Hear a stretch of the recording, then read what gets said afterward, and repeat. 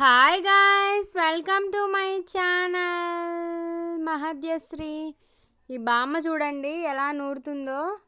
పచ్చడి చట్నీకి అయితే ఈవినింగ్ టైం దోశ తింటాము తమిళనాడు సైడ్. మా సైడ్ అయితే ఈవినింగ్ టైం ఎనీ టైం అవైలబుల్గా ఉంటుంది, కానీ ఈవినింగ్ సైడ్ అయితే ఎక్కువ మా సైడ్ దోశ తీసుకుంటాము. దోశ పిండి తీసుకొని 4-5 అట్లు వస్తాయి. మగ్గు వచ్చేసి 20 రూపీస్ అండి.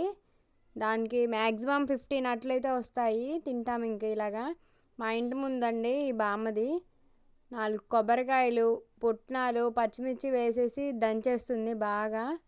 ఈవిడ ఇవాళ అట్ల పిండి తీసుకుందంట, ఒక్కతే కదా ఉండేది. ఈ సైడ్ అయితే మన సైడ్ అయితే రోకలి ఇలాంటివి ఉండదండి. రోలు మన సైడ్ అయితే రోలు రోకలి అంటారు కదా, అవే ఉంటాయి. ఇక్కడ మన తమిళనాడు సైడ్ అవైతే అవైలబుల్ ఉండవు. మరి దీన్ని ఏమంటారో ఈ టైప్ ఆఫ్ రోల్ని నాకైతే తెలియదు. మీలో ఎవరికైనా తెలిస్తే కమెంట్లో మెన్షన్ చేయండి గాయస్, మర్చిపోకుండా. ఈ బామ్మకి 80+ ఉండొచ్చు అనుకుంటున్నాను. నా చిన్నప్పటి నుంచి చూస్తున్నాను, ఇలాగే హెల్తీగా మంచిగా ఉంది. అప్పట్లో వాళ్ళ తిన్న తిండి అలాంటిదండి. ఇంకో బామ్మని కూడా నేను వీడియో తీశాను, 100+ ఉంటాయి ఆ బామ్మని. మీరు చూస్తే షాక్ అయిపోతారు. ఆ బామ్మ గురించి కూడా వీడియోలో పెడతాను చూడండి, షార్ట్ వీడియోలో.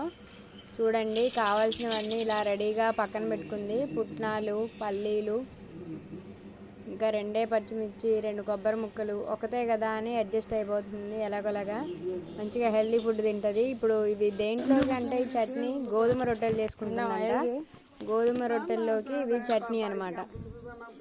లైక్ చేయండి ఫ్రెండ్స్, కమెంట్ చేయండి, సబ్స్క్రైబ్ చేసుకోవడం మాత్రం అస్సలు మర్చిపోవద్దు. ఇంకా తమిళ స్టైల్ వీడియోస్, ఇంకా ఆల్ టైప్ ఆఫ్ వీడియోస్ నాకు దొరికినవన్నీ పెడుతుంటాను. మా అమ్మ ఇదివరకు ఒకసారి టమాటా చట్నీ అయితే నూరిచ్చిందంట, ఆంధ్ర స్టైల్ది. అది కావాలి అని అంటుంది. వెళ్ళే లోపల నాకు ఒకసారి నూరించండి అమ్మా అంటుంది. ఇవ్వాలి మర్చిపోకుండా మేము కూడా. ఈ బామ్మ కోసం లైక్ చేయండి, వీడియోని అయితే అస్సలు మర్చిపోవద్దు. స్కిప్ చేయకుండా ఫుల్ వీడియో చూసేయండి ఫ్రెండ్స్. ఎలా నూరుతుందో చూడండి. పచ్చడి ఇవ్వండి అని చెప్తుంది, వెళ్ళే లోపల మర్చిపోవద్దు అని మరీ చెప్తున్నాను అని అంటుంది.